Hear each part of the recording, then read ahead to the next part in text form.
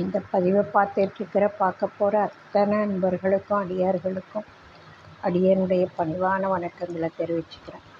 அன்பினை பெருவாயாகில் அதர்மங்கள் அனைத்தும் நீங்கி துன்பமும் தவிர்ந்து போகும், துயரமும் இங்கு உண்டோ சொல்வாய்.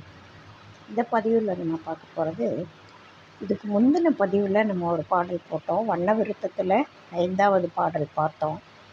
அதில் கொஞ்சம் மாணிக்கவாசக பெருந்தகையோட இந்த திருவிளையாடல் புராண கதைகள் கொஞ்சம் அதிகமாக கலந்து சொல்ல வேண்டிய சூழ்நிலையில் அந்த பாடல் இருக்குது. ஜகஜால வித்தையென நடி கோல மெத்த உள திருவாசகத்தை ஒரு மனுவாக உற்றெழுது திருவாசகத்தில் மனம் ஒரு வாசகப்படுவது உரையாயோ அப்படின்னு சொல்கிறார் சுவாமிகள். இதுக்கு சொல்கிற போது கொஞ்சம் மாணிக்க வாசகருடைய கதை நீண்டதுனால முந்தின பதிவு அதுக்கு மேலே போட முடியல, அதோடு நிறுத்தியாச்சு. அடுத்த பதிவாக அதே பாடலினுடைய இதர வரிகளுக்கு நம்ம இப்போ பார்க்க போகிறோம். திருவாய் உதித்துருகு மணிவாசகத்தினுரை தெரிவார் உளத்திலரு மறையே என புகழ திடமாய் அருட்குரவ வடிவாய் உரைத்த மொழி அறியேனோ அப்படின்ற. இறைவன் பரம்பொருள் அவர் மானிட உரு கொண்டு வந்தார். மாணிக்க வாசகருடைய உரையை கேட்டு அப்படியே உருகிட்டாராம். திருவாசகத்தில் உருவாதவங்க ஒரு வாசகத்துக்கும் உருக மாட்டாங்க அப்படின்னு சொல்லுவாங்க. அது மாதிரி இறைவனே அந்த திருவாசகத்தை கேட்டு உருகி போயிட்டாராம். அப்படிப்பட்ட அந்த உருக்கமான திருவாசகத்தை தெரிவார் உளத்தில் அருமறையே என புகழ.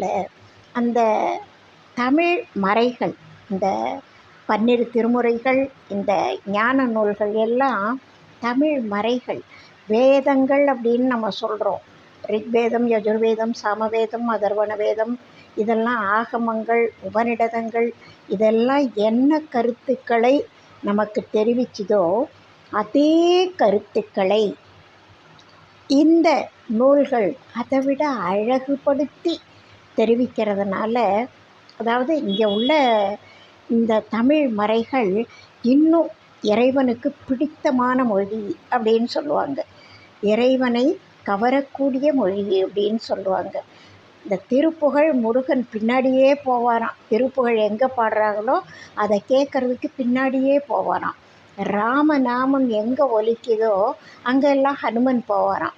அதுபோல் தமிழ் பாடல்கள், இந்த ஞான பாடல்கள் எங்கெல்லாம் ஒலிக்குதோ அங்கெல்லாம் பரம்பொருள் வந்து அதை ரசித்து கேட்பாராம். அப்படிப்பட்ட தமிழ் மறை அது அப்படின்னு புகழ திடமாய் அருட்குரவ வடிவாய் உரைத்த மொழி அறியேனோ. அதாவது சமயக்குறவர் 4வர். இவங்க மாணிக்க வாசக பெருந்தகை, ஞானசம்பந்தர், அப்பர், சுந்தரர், இவங்கெல்லாம் அதாவது 12 திருமுறைகளில் இவங்க இடம் பிடித்திருந்தாலும் அதில் ஒவ்வொருத்தருக்கும் ஒரு தனி இடம் இருக்குது. அதுபோல் மாணிக்க வாசகருக்கு ஒரு தனி இடம் இருக்குது. அந்த அருட்குறவராக உதித்து கூறிய மொழிகள் நான் அறிய மாட்டேனோ, பகையாய் என்னை கைவிடல் முறையோ உனக்கபயம். இறைவா, என்ன போய் நீ பகைன்னு நினைக்கலாமா? நான் யார்? உன் குழந்தை இல்லையா? உன் பிள்ளைய நீயே பகையாக நினைக்க முடியுமா? அப்பாவுக்கும் பிள்ளைக்கும் பகையாக இருக்கிறது இக்கால அரசியல். அது சில குடும்பங்கள்லையும் இருக்கலாம். சில கருத்து மாறுபாடு காரணமாக, பொருளாதார ரீதியாக ஏதோ காரணங்களால் அப்பாவுக்கும் பிள்ளைக்கும் இந்த உலகியலில் அப்பா பிள்ளைக்கு பல காரணங்களால் கருத்து மாறுபாடு இருக்கலாம். சில பேர் பகையாகவே கூட இருக்கலாம். ஆனால் நான் உன்னோட குழந்தை, நீ கருணை மிகு வள்ளல், நீ போய் என்ன பகைவனா நினைக்கலாமா? உனக்கு சரிக்கு சரியா? நான் இல்லையே. பகைவன்னா சரிக்கு சரி இருக்கணும், அவன்தான் பகைவன், போராளி. ஆனால் பகையா இல்லையப்பா, பகையா இல்லை, என்னை கைவிடல் முறையோ? பகையே இல்லாத என்னை போய் பகை மாதிரி நினச்சிட்டு நீ கை விட்டுட்டின்னா அது முறையாகுமா? இல்லையே உனக்கு அபயம். நான் பகைவன் கிடையாது, என்ன நீ கைவிடுறது முறையும் கிடையாது. இப்போ சொல்கிறேன் பாரு, நான் உனக்கு அபயம். உங்ககிட்ட நான் அடைக்கலம்னு வர்றவன்.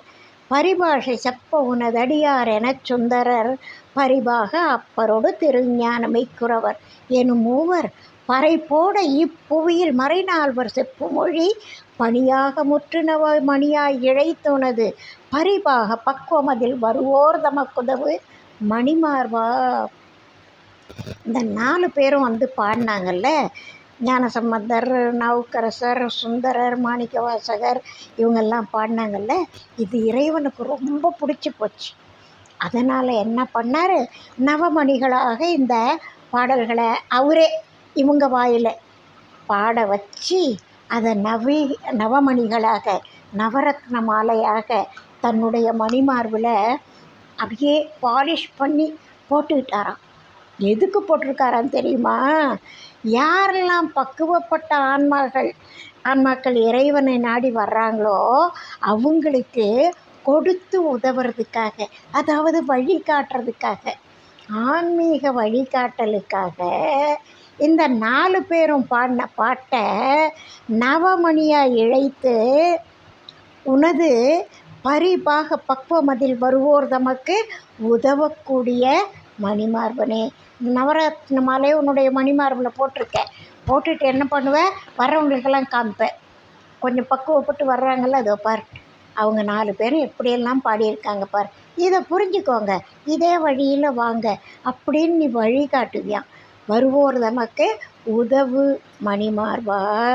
வகையான பொக்கிஷம் உன் அருகே இருக்க நலமறியாத பக்குவனை எளியேன் எனக் கருதி மனம் நோக விட்டிடுதல் தகுமோ, எனக்கொருவர் துணை ஏது. இறைவா, உங்ககிட்ட வகையான பொக்கிஷங்கள்லாம் இருக்குது. மிகப்பெரிய பொக்கிஷங்கள் இந்த 4 12 திருமுறைக்கா பாடிய அத்தனை பேரும் பொக்கிஷங்கள், நாயன்மார்கள் அத்தனை பேரும் பொக்கிஷங்கள். இப்படி பல முனிவர்கள், பல ரிஷிகள், பல தபசிகள் மிகப்பெரிய பொக்கிஷங்களாக உன்னோட இருக்காங்க. ஒரு பாடலில் சொல்லுவார் திருவாசகத்தில், அதாவது இன்னிசை வீணையர் யாழினர் ஒரு பால் அப்படின்ற பாடலில் மிக அருமையாக அந்த பரம்பொருள் உட்கார்ந்திருக்கிற இடம் போலவும் அதை சுற்றி மெய்யடியார்கள் என்னெல்லாம் உணர்வுகளோடு அங்கே பக்கத்தில் இருப்பாங்க, அப்போ பரம்பொருளுடைய அந்த மோன நிலை எப்படி இருக்கும் அப்படின்றத அப்படியே விஷுவலாக காமிக்கிற மாதிரி இருக்கும் அந்த பாடலில். இன்னிசை வீணையர் யாழினர் ஒரு பால் இருக்கொடு தோத்திரம் இயம்பினர் ஒரு பால் துண்ணிய பிணை மலர் கையினர் ஒரு பால். அது மாதிரி ஒவ்வொருத்தர் ஒரு வேலையை பண்ணிகிட்டே மனசை இறைவன்கிட்ட கொடுத்துட்டு அப்படியே உருக்கமாக இருப்பாங்களாம். அந்த மாதிரி உங்கள்கிட்ட வகையான பொக்கிஷன் நிறைய இருக்குது.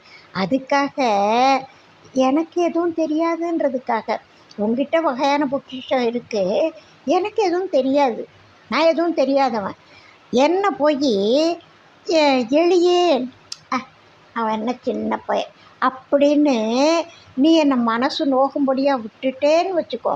உன்னை விட்டால் எனக்கு வேறு யார் தோணை? உன்னை நம்பி இருக்கிற என்னை நீயே கைவிடலாமா?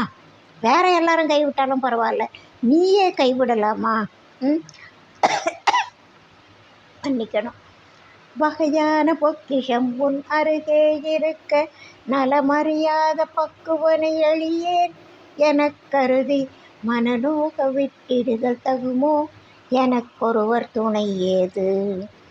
வரும் வேதை அத்தனையும் பொறுக்கே நினி சிறிதும் மகவான இக்குழவி பரிதாபமுற்றுறுதல் மனமோ உனக்குருக விலையோ திருக்கருணை இதுதானோ.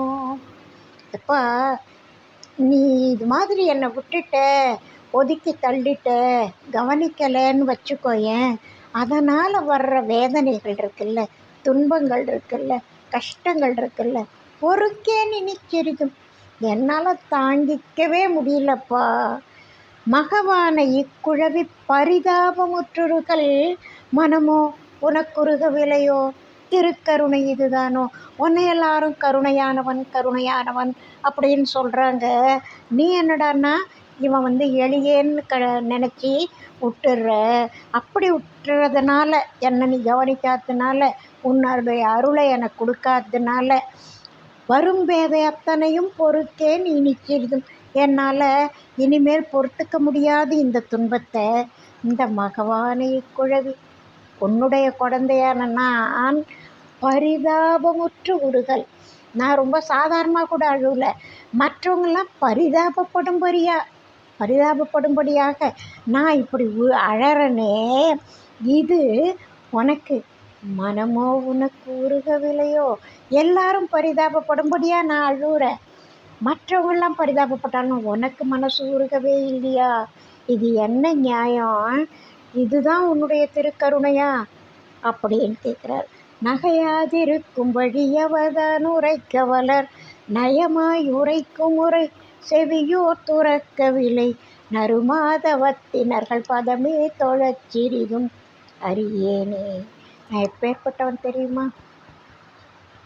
எளியன்னு சொன்னேன்ல, எனக்கு எதுவும் தெரியாதுன்னு சொன்னேன்ல, நான் ஒரு பாவின்னு சொல்லுவேன். நிறைய பாடல்களில் நான் ஒரு மாணிக்க வாசகர் ஞாயிற்கடையேன்னு அது மாதிரி இவர் என்ன சொல்கிறாரு, நான் உன்னோட குழந்த பரிதாபப்படும்படியாக இங்கே அழுதுகிட்டு இருக்கேன், உனக்கா மனசு உருகலை.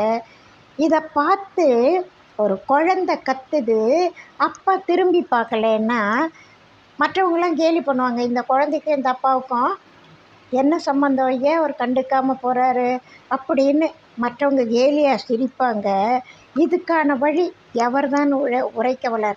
நீ ஏன் அப்படி போனால் வேறு யாரால இதுக்கு பதில் சொல்ல முடியும்? நயமாய் உரைக்கும் முறை செவியோ துறக்கவில்லை. நான் உன்னை கெஞ்சி கேட்குறேன், உனக்கு காது கேட்கலையோ என்னவோ. நீ சொல்கிற வேத உபதேசங்கள்லாம் நல்ல புத்திகள்லாம் எனக்கும் கேட்கவே இல்லையோ என்னவோ, புரியலையே. நான் நறு மா தவத்தினர்கள் பதமே தொழச்சிறிதும் அறியேனே. இந்த தவசிகள்லாம் இருக்காங்கல்ல, அவங்கள போய் அண்டி அவங்களோட சேர்ந்தால் அந்த நல்ல குணம் வரும், நல்ல பழக்கம் வரும். அவங்களுடைய தவ மகிமையினால் நமக்கு உபதேசம் பண்ணுவாங்க. இதெல்லாம் தெரிஞ்சும் கூட கேள்விப்பட்டும் கூட நான் அவங்களுடைய பதத்தை எப்படி தொடணும்னு எனக்கு தெரியல. அதாவது அவங்க இருக்காங்கன்னு தெரியுது, போனால் நல்லதுன்னு கூட தெரியுது, ஆனால் எப்படி அவங்கள நெருங்கி போகிறதுன்னு எனக்கு தெரியல. நறுமா தவத்தினர்கள் பதமே தொழச்சிறிதும் அறியேனே. கொஞ்சம் கூட ஒன்றும் புரியல. நடுவாக வைத்த பொருள், இந்த நடுவாக வைத்த பொருள்னா இறைவன், பரிபூரண இறைவன், பரிசுத்தன். அந்த பரிபூரணனை நடுவாக வச்சுருக்கோம். அவன் தான் எல்லாத்துக்கும் மூலப்பொருள். அப்படி இருக்கிற மூலப்பொருள் உனக்கு மட்டும் எனக்கு மட்டும்னு சொந்தமாக சொல்ல முடியும், கொண்டாட முடியும்? நடுவான பொற்சபையில் உறைவோர் தமக்கும் அது. யாரெல்லாம் நடுவான பொற்சபையில் உரையிறாங்களோ, அங்கே சுழுமுனையில் தரிசனம் பண்ணுறாங்களோ அத்தனை பேருக்கும் சொந்தமான பொருளையா நீ. நமனார் தமக்கும் இல்லை. எல்லாரும் உன்னை நினைக்கிற, உனக்காக முயற்சி பண்ணுற, உனக்காக ஏங்குற, உனக்காக உருகிற எல்லாருக்கும் நீ சொந்தம். ஆனால் நீ நமனார் தமக்கும் இல்லை. யமன் வந்து பற்றக்கூடிய அந்த உயிர்களை பற்றக்கூடிய யமனுக்கு நீ சொந்தம் இல்லையே. உன்னுடைய அடியார்களை அவன் தொடமாட்டான், பயந்து ஓடி போயிடுவான். அதனால் யமன் உனக்கு சொந்தம் இல்லை, பகைவோரும் சொந்தம் இல்லை. யமனுக்கும் நீ சொந்தம் இல்லை. ஏன்னா அவன் வந்து நீர் இருக்கிற இடத்துக்கு வரமாட்டான். ஒரு தடவை வாங்கிட்டவன் காலன், அதாவது மார்கண்டேயனை பிடிக்க வர்றப்போ சிவபெருமான் இடக்காலால் உதச்சி தள்ளிட்டார். அதனால் காலன் பயப்படுவான். மெய்யடியார்கள் இறையடியார்கள் கிட்ட வர்றதுக்கு காலன் யமன் பயப்படுவான். அதனால் நமனார் தமக்கும் இல்லை, பகைவோர் தமக்கும் இல்லை. பகைவர்கள் உன்னை இப்போதைக்கு நெருங்கலை. இன்னும் எந்த காலம் ஆகுமோ, அவங்கெல்லாம் பக்குவப்பட்டு வந்த பிறகுதான் உன்னை நெருங்கி வருவாங்க. ஆனால் மற்றவங்களுக்கெல்லாம் நீ நடுவான வைத்த பொருள் தெரியுமா? நடுவாக வைத்த பொருள் உனதோ எனக்கும் அது. நடுவான பொற்சபையில் உறைவோர் தமக்கும் அது. நமனார் தமக்கும் இல்லை பகைவோர் தமக்கும் இல்லா பொருள்தானே. இந்த பாடல் எவ்வளவு ஆழமான கருத்து இருக்குன்னு பாருங்கள். திருப்புகழை போன்ற பாடல்னு நான் ஒவ்வொரு வண்ண விருத்தம் சொல்கிற போதும் திருப்புகழை போன்ற சந்த நடை. வண்ண விருத்தம் சந்த விருத்தம் ரெண்டும் ஒன்று தான். விருத்தப்பா வகை அருணகிரிநாதர் பாடிய அதே மாதிரியான சந்த நடையில் அழகுற அமைஞ்ச கருத்து செறிவுள்ள சைவ சித்தாந்த கருத்துக்களை கம்ப்ரஸ் பண்ணி வச்சிருக்கக்கூடிய பாடல்கள் இந்த வண்ண விருத்த பாடல். மறுபடியும் இந்த பாடலை ஒரு தடவை பார்க்கலாம். ஜெகஜால வித்தையன நடி கோல மெத்த உள தெரிவார் ஜெகஜால வித்தையன நடி கோல மெத்த உள திருவாசகத்தை ஒரு மனுவாக உற்றெழுது திருவாசகத்தில் மனம் ஒரு வாசகப்படுவது உரையாயோ. அதை சொல்லு, என் மனசு ஒட்டி இருக்கணும், அப்படியே உன் திருவடியில் ஒட்டிக்கணும். அதுக்கு ஏதாவது ஒரு நல்ல வழி சொல்லு. திருவாய் உதித்துருகு மணிவாசகத்தினுரை தெரிவார் உளத்தில் அருமறையே என புகழ திடமாய் அருட்குரவ வடிவாய் உரைத்த மொழி அறியேனோ. பகையா எனை கைவிடல் முறையோ உனக்க பயம் பரிபாஷை செப்ப உனதடியார் எனச் சுந்தரர் பரிபாக அப்பரோடு திருஞான மெய்க்குறவர் எனும் மூவர் பறை போட இப்புவியில் மறைநால்வர் செப்பு மொழி பணியாக முற்று நவமணியாய் இழைத்துனது பரிபாக பக்வமதில் வருவோர் தமக்குதவு மணிமார்பா. வகையான பொக்கிஷம் உன்னருகே இருக்க நலமறியாத பக்குவனை எளியேனெனக் கருதி மனம் நோக விட்டிடுதல் தகுமோ எனக்கொருவர் துணை ஏது.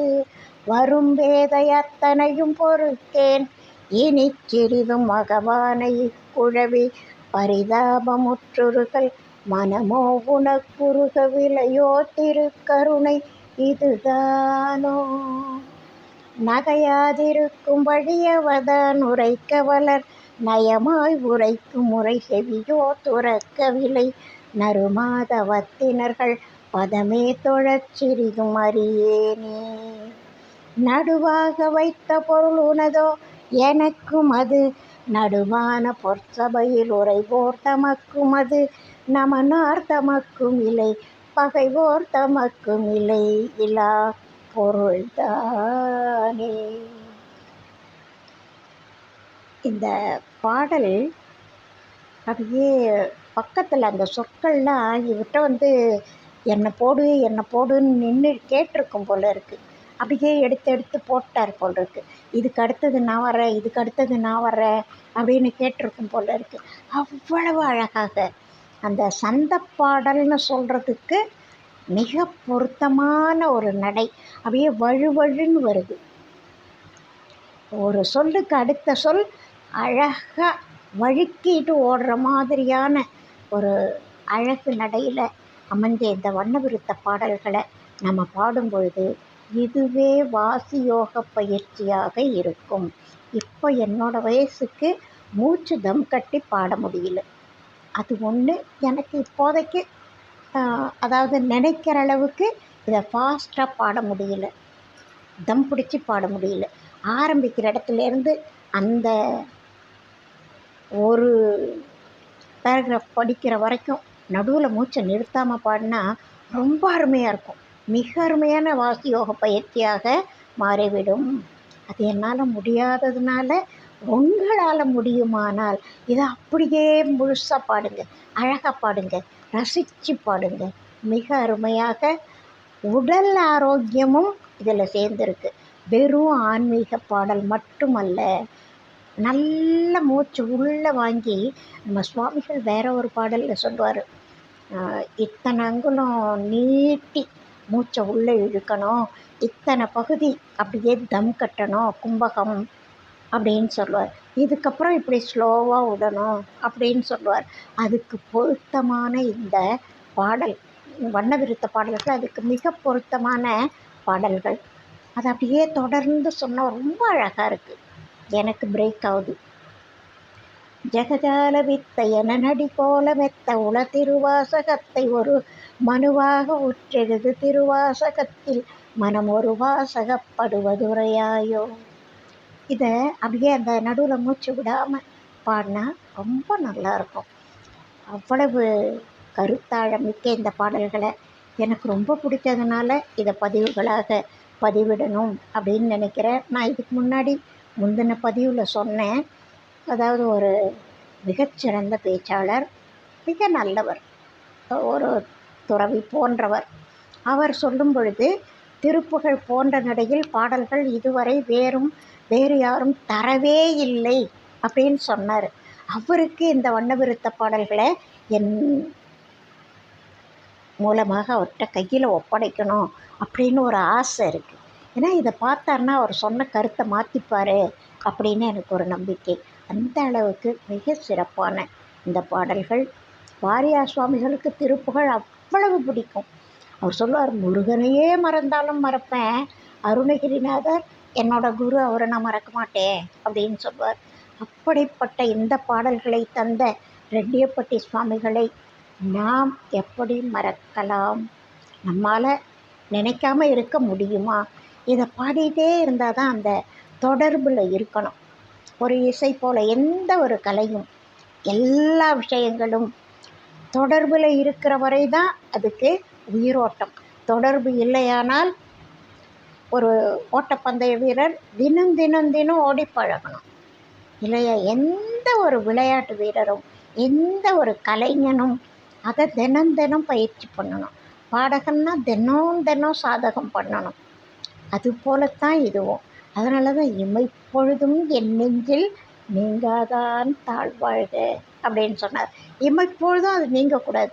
அதுக்கு உதாரணத்துக்கு சொல்லுவாங்க, எங்கள் பேராசிரியர் ஐயாலாம் சொல்லுவாங்க, தலையில் குடம் வச்சுட்டு அது மேலே இன்னொரு பாத்திரம் வச்சுட்டு இடுப்பில் ஒரு குடம் வச்சுட்டு நடந்து போவாங்க பெண்கள். நிறைய பேர் போவாங்க, தூரமாக போய் தண்ணி எடுக்கிறவங்க அது மாதிரி போவாங்க. பேசி சிரிச்சிக்கிட்டே அந்த தண்ணி குடம் தலையில் இருக்கும், இடுப்புலையும் இருக்கும், கையில் கூட இன்னொன்று பிடிச்சிக்குவாங்க. இடுப்பில் ஒன்று இருக்கும், கையில் ஒன்று இருக்கும், தலையில் பிடிக்காமல் கூட வருவாங்க. பேசி சிரிச்சிட்டு விளையாட்டாக பேசிகிட்டே வருவாங்க. ஏன்னா வழிநடை பயணம் ஜாலியாக இருக்கணுன்றதுக்காக. அப்படி வந்தாலும் அந்த குடம் கீழே விழாது. தலையில் சுமந்துட்டுருக்கிற தண்ணீர் குடம் கீழே விழாமல் பத்திரமா வருவாங்க. பேசுவாங்க, சிரிப்பாங்க, நடப்பாங்க. ஆனாலும் அங்கே வழியில் சின்ன சின்ன மேடு பள்ளங்களும் இருக்கலாம். இருந்தாலும் குடம் ஆடாமல் அசையாமல் வீட்டுக்கு வந்து அந்த தண்ணியை இறக்கி வைப்பாங்க. அதுபோல் நம்முடைய காரியங்கள், உலக காரியங்கள், வாழ்வியல் காரியங்கள் நடந்தாலும் அதை நாம் செய்து கொண்டிருந்தாலும் அந்த தலையில் இருக்கிற தண்ணி குடம் ஆடாமல் ஒரு பங்கு கவனம் அது மேலே எப்படி இருக்கோ, நம்ம பேலன்ஸ் பண்ணிவிட்டு மற்றதையெல்லாம் செய்கிறோமோ, முக்கிய கவனம் அதில் இருக்கும், மற்றதுலேயும் கவனம் இருக்கிற மாதிரி இருக்கும். அதுபோல் இறைவன் அந்த தலையில் உள்ள தண்ணீர் குடம் போல் நம்முடைய மனசில் நீங்காமல் இருக்கணும் அப்படின்னு உதாரணத்துக்கு ஐயாலாம் சொல்லுவாங்க. அதுபோல் இந்த பாடல்கள் என்னை ரொம்பவும் கவர்ந்த பாடல்கள், அருட்பாடல்கள். இதோட கருத்தாழம் புரிய புரிய, இதோட சொல் நடை புரிய புரிய எல்லாருக்கும் இது எவ்வளவு உயர்வான பாடல் அப்படின்னு தெரிய வரும். அப்படின்றதுக்காகத்தான் நான் திரும்ப திரும்ப ஒரே கருத்தை திரும்ப திரும்ப சொல்கிற மாதிரி சொல்லிகிட்ருக்கேன். அதாவது ஒரு வகுப்பில் ஒரு பாடத்தை நடத்தினா ஒரு கருத்தை திரும்ப திரும்ப சொல்லுவாங்க. அப்போ நம்ம எல்லாரும் சத்தமாக கத்துவோம், ஏ ஃபார் ஆப்பிள் அப்படின்னு ஒரு குழந்தைங்க சொல்லுதுன்னா ஒரே ஒரு நாள் ஒரே ஒரு தடவை சொன்னால் போதாது, திரும்ப திரும்ப சொல்லுவாங்க. அப்போ அந்த குழந்தைங்களோட மனசில் அது பசுமரத்தாணியாக நிற்கும். அது போல் நினச்சிட்டு நானும் புலம்பிகிட்ருக்கேன். இது உங்களுக்கு பிடிச்சிருக்குமானால் இந்த அருட்பாடல்களை, அதோட கருத்துக்களை நீங்களும் ரசிக்கிறீங்கன்னா இது நல்ல விஷயம்னு நம்புகிறீங்கன்னா உங்கள் நண்பர்களுக்கு இதை ஷேர் பண்ணுங்கள். இதுவரை பண்ணாதவங்க சப்ஸ்கிரைப் பண்ணுங்கள், லைக் பண்ணுங்கள், ஷேர் பண்ணுங்கள். உங்களோட கனிவான கமெண்ட்ஸை சொல்லுங்கள். வாழ்க வளமுடன். வாழி எந்நாளும் மெய்மெய் வாழ்க நல்லறங்கள் எல்லாம் வாழிய பெரியோன் நாமம் வாழியே வாழி வாழி. அடுத்த பதிவில் அடுத்த ஒரு கருத்தோடு சந்திப்போம். வாழ்க வையகம். வாழ்க வளமுடன்.